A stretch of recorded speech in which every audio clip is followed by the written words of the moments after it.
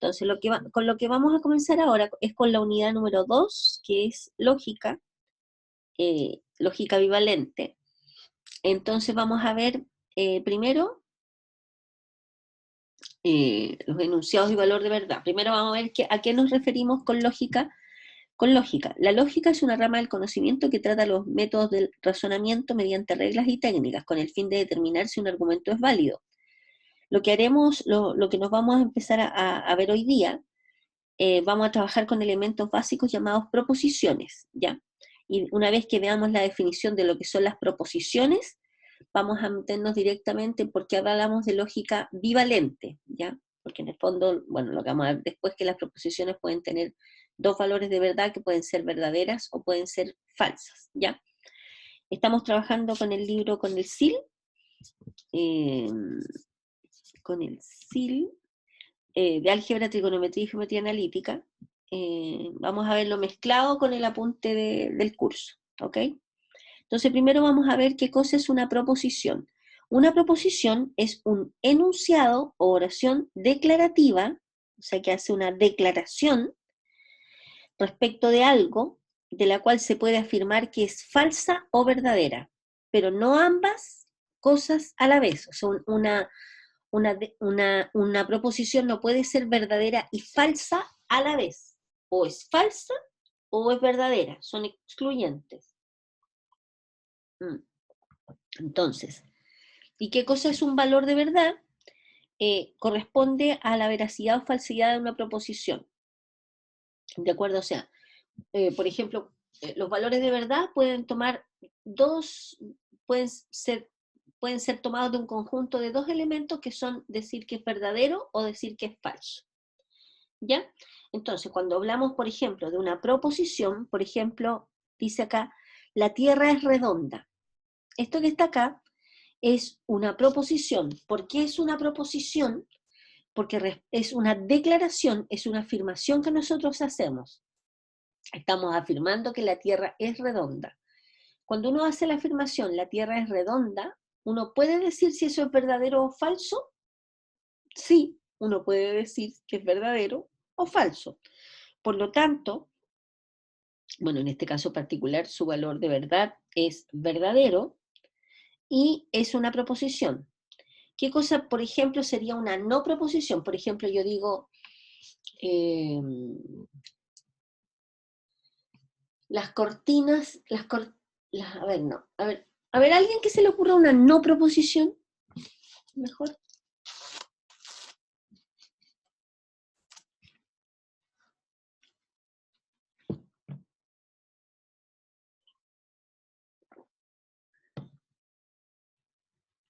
Una no proposición.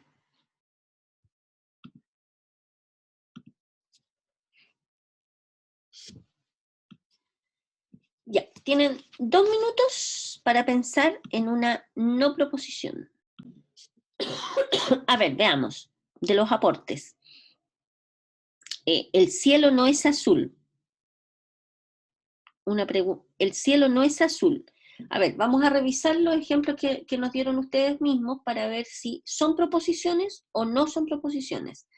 El cielo no es azul. ¿Es una proposición o no es una proposición?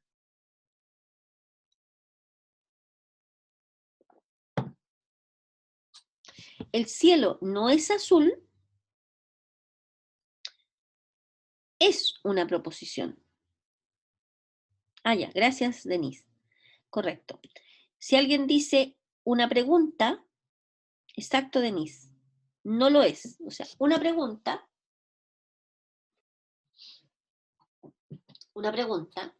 así tal cual, no es una proposición, a menos de que uno especifique una pregunta, ¿o no?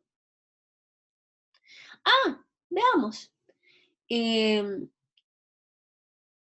eh, ¿Vas a tomar té o café? Esa es una pregunta. Estoy diciendo lo siguiente. ¿Vas a tomar té o café? ¿Es una proposición?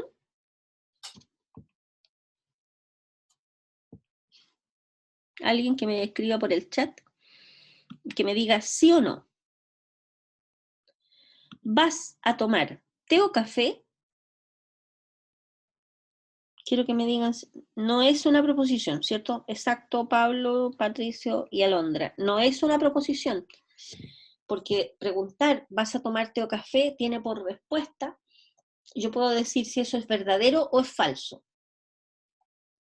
No puedo decir si es verdadero o falso, o sea, ¿vas a tomar té o café? No puedo decir verdadero o falso, ¿de acuerdo? Por lo tanto, eso no es una proposición, ¿ok? A ver.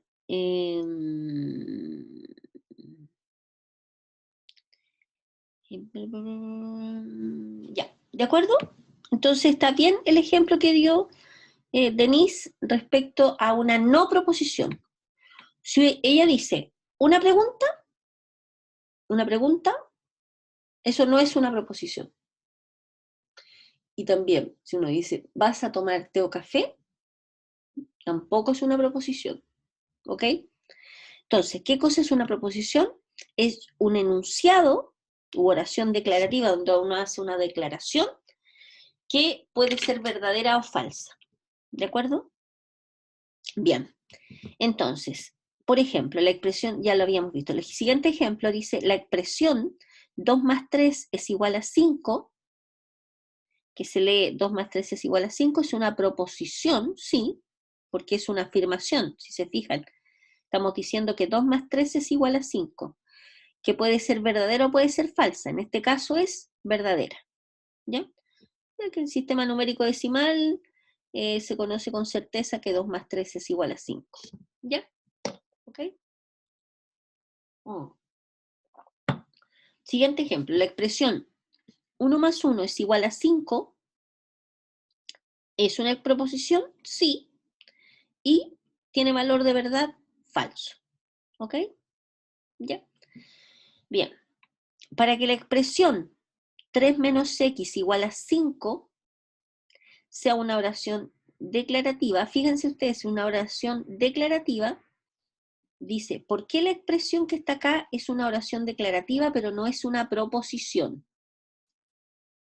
Nosotros estamos declarando una igualdad, estamos declarando 3 menos x es igual a 5. ¿Por qué esto no es una proposición? No es una proposición porque para que sea una proposición deberíamos saber cuánto vale x, ¿no es cierto? ¿Por qué? Porque así tal como está, 3 menos x igual a 5, uno dice, a ver, 3 menos x igual a 5. ¿Esto es verdadero o es falso? Entonces uno dice, bueno, depende. Si el x vale menos 2, es verdadero. Pero si x vale, no sé, 1, es falso. Si x vale 0, también es falso. Si x vale 823, también es falso. Entonces, ¿de qué depende que nosotros digamos si esto es verdadero o es falso? Va a depender del valor de verdad, el valor de x, ¿ya? Entonces, ¿qué vamos a tener nosotros en este ejemplo? Voy a escribir un poquito. En este ejemplo, después vamos a ver que esto que está acá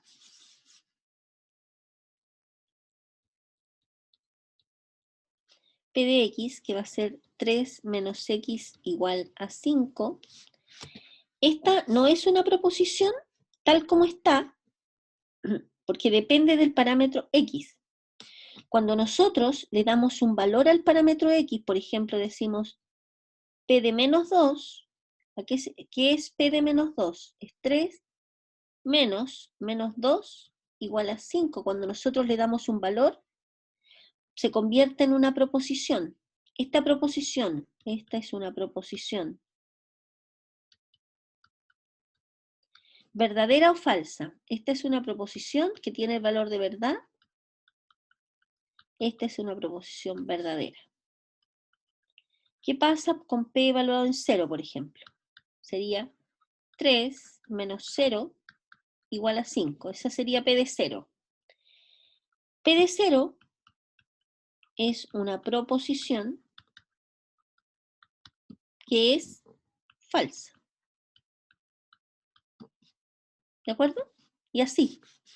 Necesitamos conocer el elemento X para poder decir si es una proposición verdadera o falsa. ¿De acuerdo? ¿Ya? Bien. Por ejemplo, ¿por qué la expresión ¿habla usted español? Es una pregunta. Fíjense, ¿habla usted español? Porque esto que está acá no es una proposición.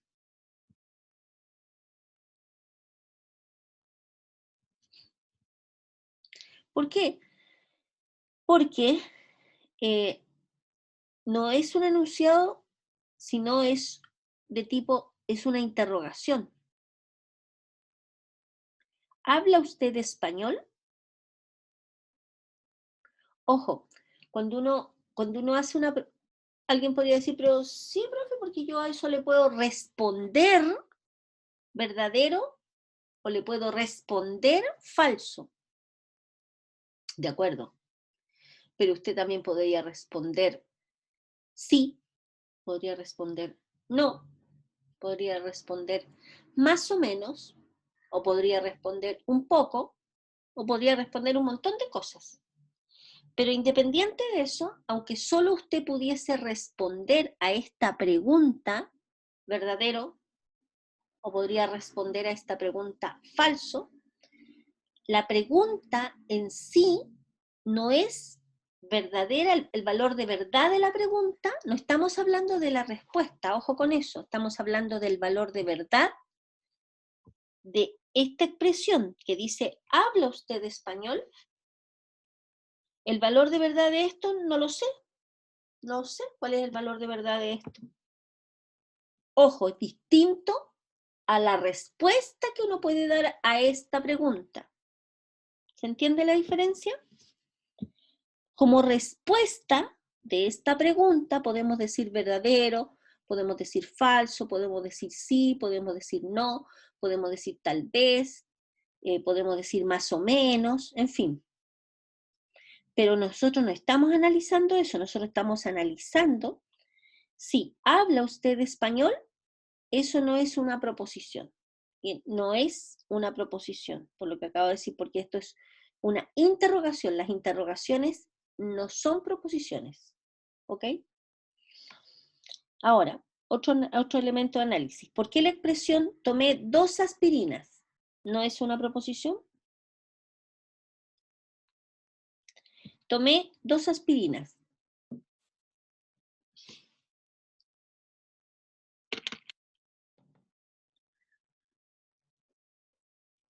O perdón, estoy pronunciándolo con acento.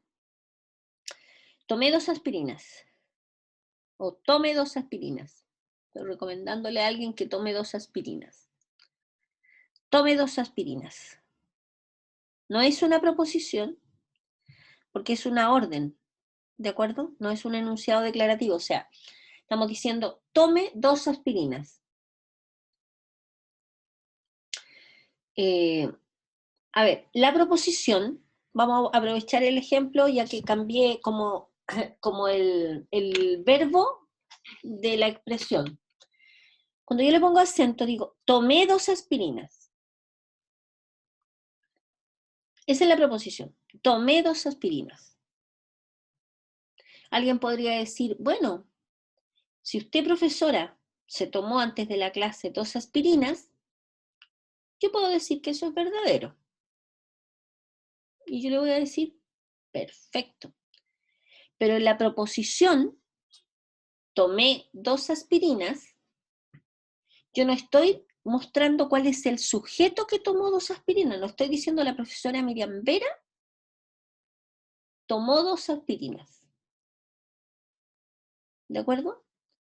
Porque si yo digo la profesora Miriam Vera tomó 2 aspirinas, así como con comillas, esa sí es una proposición, porque estoy diciendo la profesora Miriam Vera tomó 2 aspirinas. Entonces, ¿cómo nosotros podríamos saber si eso es verdadero o falso? Me preguntan a mí y yo les respondo que sí, efectivamente me tomé 2 aspirinas Entonces ustedes dicen al tiro, perfecto, eso es una proposición que es verdadera. Pero si yo digo solamente, tomé 2 aspirinas, no está implícito quién es el sujeto que tomó las 2 aspirinas. Por lo tanto, esto no es una proposición. ¿De acuerdo? O sea, hacerlo con acento, hablando como del pasado. ¿Ya? O tampoco es una proposición si es una, dice, tome 2 aspirinas. Alguien va a una farmacia y a uno le responden, ¿qué puedo hacer con este terrible dolor de cabeza? Y la persona que está atendiendo le dice, tome 2 aspirinas. Independiente que yo me vaya a tomar las 2 aspirinas después del consejo que me están dando, el tome 2 aspirinas es imperativo, es decir, no es una proposición. ¿De acuerdo? Ya. Ahora vamos a ver qué cosas son los postulados o axiomas y teoremas. ¿Ya? Un axioma o postulado es una proposición inicial que se presupone verdadera. ¿Ya? El conjunto de postulados de los cuales se desprenden las demás proposiciones de un sistema se llama conjunto de postulados del sistema. En este, uno de los axiomas no debe ser deducible de los otros. ¿Ya? Todo esto, cuando uno habla de axiomas, postulados, teoremas, es en una especie de... tiene que ser en el contexto de un sistema específico en el cual nosotros estemos hablando, estemos analizando, ¿de acuerdo? ¿Ya? Los axiomas no se demuestran, ¿ya? Se aceptan nomás. Por ejemplo, uno de los postulados de la geometría euclidiana es el de la recta. Dados 2 puntos distintos cualesquiera, hay exactamente una recta que los contiene. Esto que está acá es un axioma porque lo presuponemos verdadero, ¿cierto? Dados 2 puntos distintos cualquiera, hay exactamente una recta que los contiene. ¿Ya? Este postulado o axioma forma parte del conjunto de postulados que plantea toda la geometría, toda la estructura geométrica dada por Euclides, ¿ya? Que uno estudia en el colegio.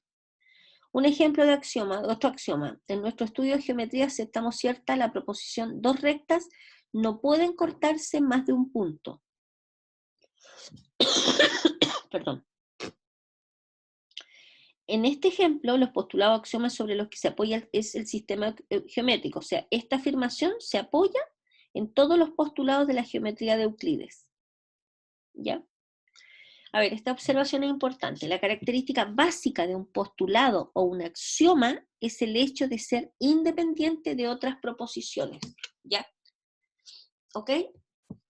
Entonces, un teorema es cualquier proposición que se desprende de otra proposición o proposiciones dadas por supuestos o previamente demostradas dentro del sistema.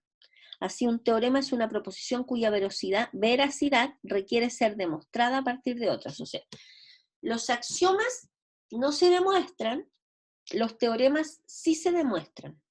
¿De acuerdo? Un teorema, por ejemplo. El teorema del triángulo isósceles establece que si 2 lados de un triángulo son congruentes, o sea, tienen exactamente la misma magnitud, entonces los ángulos opuestos a estos lados son congruentes, o sea, tienen la misma medida. ¿Ya? Este teorema se demuestra a partir de otras proposiciones, entre las cuales se encuentran uno de los postulados para congruencia de triángulos, que uno que aparece, digamos, en la geometría euclidiana, que es lado, ángulo, lado. ¿Ya? A ver, aquí viene un set de ejercicios cortito, súper así, que si tuviéramos tiempo enfrentaríamos algunos de ellos, pero yo creo que eso lo vamos a hacer en la clase de ejercicios, ya donde se plantean algunos enunciados y se pide justificar si son o no proposiciones, ¿ya? Y una vez que uno ha dicho que es una proposición, ¿cómo establecemos el valor de verdad? ¿Ok? Bien, tenemos proposiciones simples y compuestas. Las proposiciones pueden ser de 2 tipos, simples o compuestas. ¿Ya? Entonces, en términos generales, nosotros de ahora en adelante vamos a definir las proposiciones, P, Q, R, etcétera, y vamos a afirmar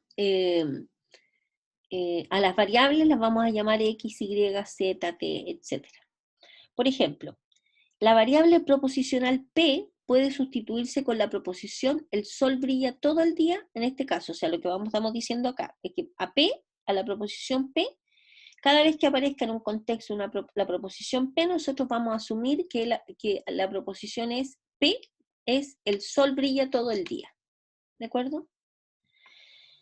La variable proposicional Q puede reemplazarse también por la proposición hace frío. Entonces, por ejemplo, tenemos la proposición P, el sol brilla todo el día, y Q hace frío. Esta es una proposición simple y esta es una proposición simple.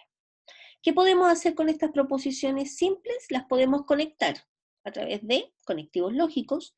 ¿Qué cosas son los conectivos lógicos? Son ciertos símbolos que vamos a utilizar para combinar proposiciones, ¿ya? Y para a partir de ahí generar proposiciones que son las proposiciones de tipo compuesta.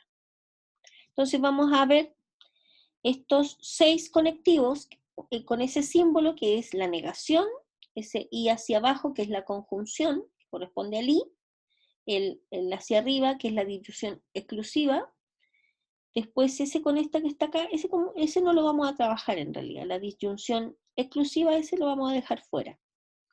Después la condicionante, que es el implica, el sí, solo sí, que es la bicondicionante. ¿De acuerdo? Entonces, a lo mejor no vamos a incluir la disyunción exclusiva. Sí, bueno, la vamos a incluir mejor. Vamos a tener el O con una rayita hacia abajo. Y esta disyunción exclusiva, bueno, una vez que hayamos visto el O, vamos a ver que se cumple, o sea, esa que aparece ahí es cuando se cumple o uno o el otro, pero no se pueden cumplir los dos al mismo tiempo. ¿Ya? La vamos a ver en detalle. Primero vamos a partir con la negación.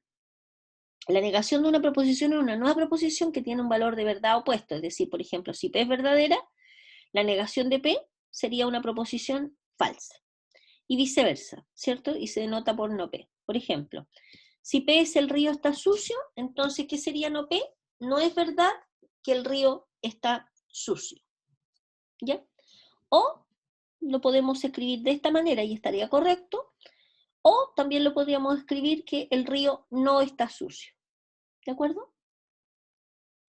Vamos a usar una herramienta que se llama tabla de verdad, y es un arreglo que nos permite tener los distintos posibles de valores que se pueden generar a partir de una proposición compuesta. Entonces, por ejemplo, la tabla de verdad de la negación es esta que está acá. Si P es verdadero, la negación de P es falsa, y si P es falso, el no P es verdadero. Por ejemplo, si tenemos que P 2 más 3 es mayor que 1, 2 más 3 es mayor que 1, esta es una proposición que es verdadera o es falsa. Claramente es una proposición verdadera, ¿no es cierto? Porque 2 más 3, que es 5, es mayor que 1. ¿Qué sería el no P? Sería 2 más 3, a ver, déjenme escribir acá un poquito. Es el no P, escrito con palabras, no es verdad que 2 más 3 es mayor que 1, ¿cierto? Fíjense. Esto estaría correcto, esa es la negación de P. O más explícitamente, la negación de P es negar esto que está acá. ¿Cuál es el contrario del ser de que esto sea mayor que esto? Es que esto es menor o igual que 1, ¿cierto? Y esta proposición, 2 más 3 que es 5, menor o igual que 1, esto es falso. O sea, esta habíamos visto que es verdadera y esta otra tiene que ser falsa. ¿De acuerdo? Nos quedaría falsa. Como corresponde. Si P es verdadero, no P tiene que ser falso. Y si P es falso, el no P claramente tiene que ser verdadero. La conjunción o el y es la proposición compuesta que resulta de conectar dos proposiciones P y Q a través de este conectivo. ¿Ya? La tabla de verdad del y, acuérdense, la manera de hacer la tabla de verdad del i es primero definimos cuáles son los posibles valores de verdad para todo, tenemos que considerar todos los valores de verdad posibles que puede tomar tanto el P como el Q, ¿de acuerdo? Entonces, ¿qué vamos a tener? Vamos a tener nosotros que si tenemos dos proposiciones en juego, el P puede ser verdadero y Q verdadero, P verdadero y Q falso, P falso, Q verdadero, P falso y Q falso, ¿no es cierto? Entonces, en el I vamos a tener que verdadero y verdadero va a ser verdadero, verdadero y falso es falso, falso y verdadero es falso, y falso es falso. ¿De acuerdo? Ya. La conjunción, tenemos, por ejemplo, un ejemplo así como con palabras. Si sabemos que el día está lluvioso, es una aseveración verdadera, pero que la aseveración el carro es nuevo es falsa, ¿cuál es el valor de verdad de la aseveración el día está lluvioso y el carro es nuevo? A ver, veamos. Espérenme. Vamos a llamar P. Ah, bueno, está escrito acá. Vamos a llamar P. P, el día está lluvioso. Esto es P. Y Q, el carro es nuevo. Entonces, la proposición el día está lluvioso y el carro es nuevo, o sea, en el fondo vamos a tener P y Q, que es la nueva proposición, y se nos pregunta cuál es el valor de verdad de esta nueva proposición, que es una proposición compuesta. Entonces uno dice, bueno, el día está lluvioso, va a depender obviamente, supongamos que hoy día sea un día lluvioso, o sea, obviamente tenemos que partir del contexto, para poder analizar este problema, supongamos que hoy día sea un día lluvioso, entonces vamos a decir que P es verdadero. Y dice, si sabemos que el día está lluvioso, es una aseveración verdadera, pero que la aseveración el carro es nuevo es falsa, el carro es nuevo es falsa, simplemente que vamos a tener acá verdadero y verdadero y falso nosotros sabemos que esto es falso. ¿Cierto? ¿Ok? ¿Ya? Bien. Disyunción inclusiva. La disyunción inclusiva, así como bien específico, es la proposición compuesta que resulta de conectar dos proposiciones P y Q mediante la disyunción inclusiva o. Esta proposición se representa de ahora en adelante, vamos a decir, no vamos a decir P, disyunción inclusiva, no, si vamos a decir P o Q. P o Q. El P o Q simplemente va a ser verdadero cuando uno de los dos sea verdadero, que es lo que tenemos acá. ¿De acuerdo? En el O, siempre y cuando uno de los dos sea verdadero, va a ser verdadero. ¿De acuerdo? Si los dos son falsos, no tenemos posibilidades de elegir. Por lo tanto, falso o falso es falso.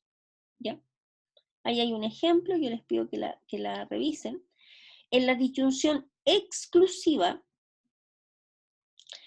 se supone que el valor, la característica fundamental de este tipo de disyunción es que su valor de verdad es verdadero solo cuando las proposiciones que la componen tienen valores de verdad contrarios.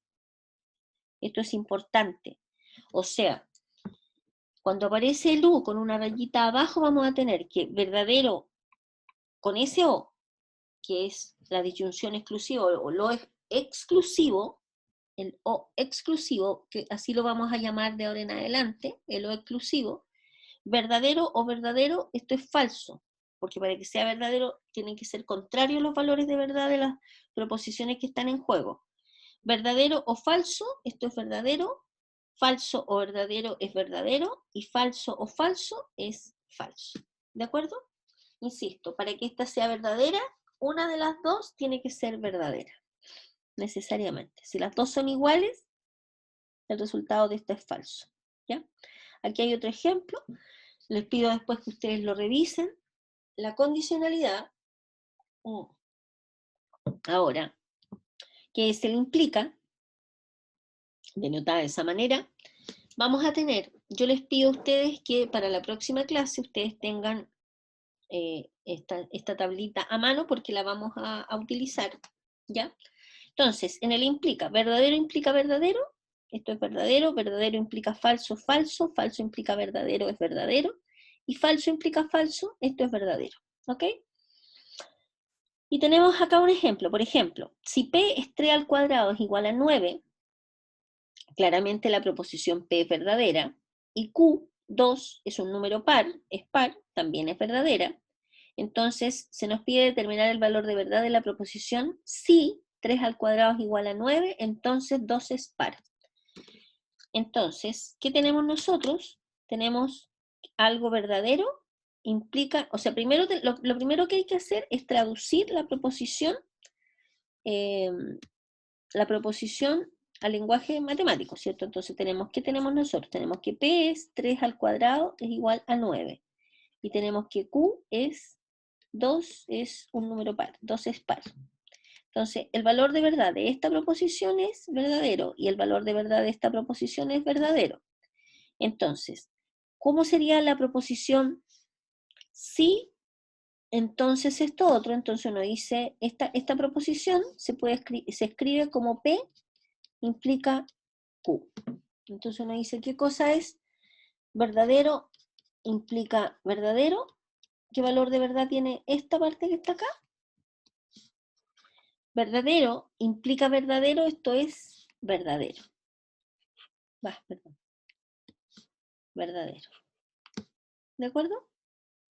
¿Ok? O sea, si 3 al cuadrado es igual a 9, entonces 2 es par. Esa afirmación, compuesta de estas otras dos, tiene valor de verdad verdadero. ¿Ok? Ya. Bien, entonces, existen varias formas de poder leer P implica Q. Entonces, ojo con esto, estimados, porque esto, si no no me recuerdo, apareció en una prueba el semestre pasado y muchos estudiantes no lo visualizaron. ¿Por qué? Porque vieron esta materia así como rapidito, si hay equivalencia, esto en el apunte.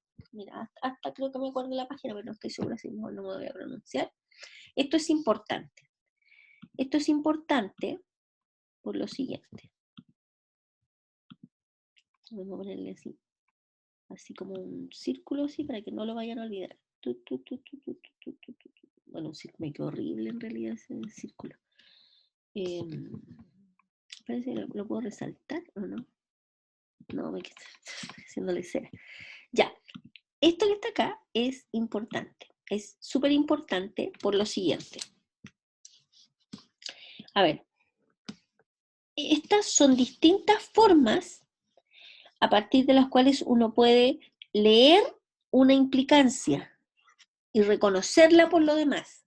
Si en un enunciado con palabras dice, si P, entonces Q, uno al tiro, estamos hablando de P implica Q, al tiro, automáticamente.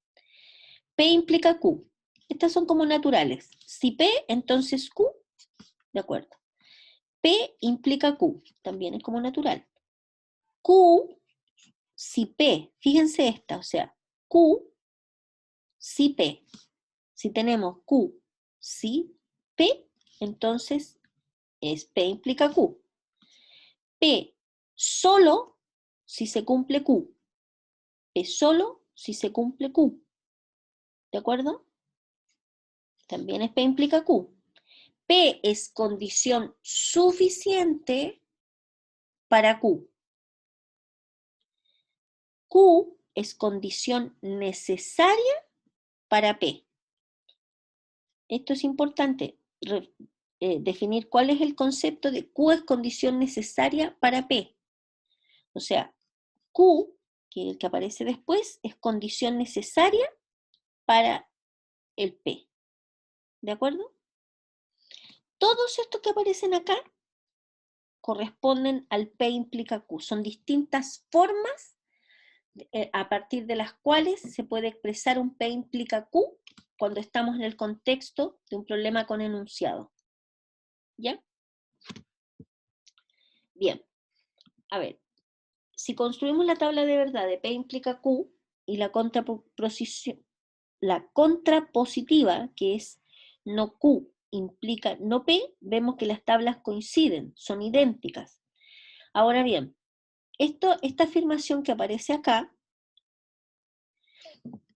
nos indica lo siguiente, que en general, o sea, siempre, que nosotros tengamos, a ver, voy a anotarla acá, P implica Q, es equivalente con no Q implica no P. ¿De acuerdo? Por lo tanto, podemos trabajar con esta o con esta. ¿Ok? Son exactamente la misma proposición. ¿Ya? Entonces, ¿qué cosa ahora es el bicondicional? El bicondicional corresponde a la proposición P si solo si Q. Que esto que está acá es equivalente con P implica Q, o sea que el primero implica el segundo, y Q implica P, o sea se cumplen los dos. ¿De acuerdo? Ese es el sí, solo sí, que corresponde al bicondicional. ¿Ok? Aquí hay un ejemplo del bicondicional. A ver, aquí está la tabla de el sí, después vamos a ver el ejemplo. En el sí, solo sí, vamos a tener que el sí, solo sí es verdadero solamente cuando los valores de verdad de las proposiciones que estamos comparando a través del sí, solo sí, ambas son iguales. O sea, cuando ambas son verdaderas o cuando ambas son falsas, esta proposición compuesta es verdadera.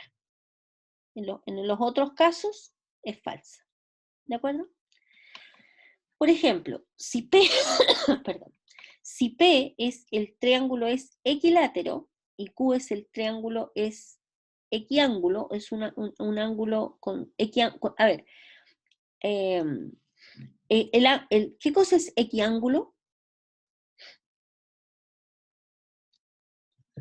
Es otra forma de definir que los ángulos miden exactamente los mismos grados.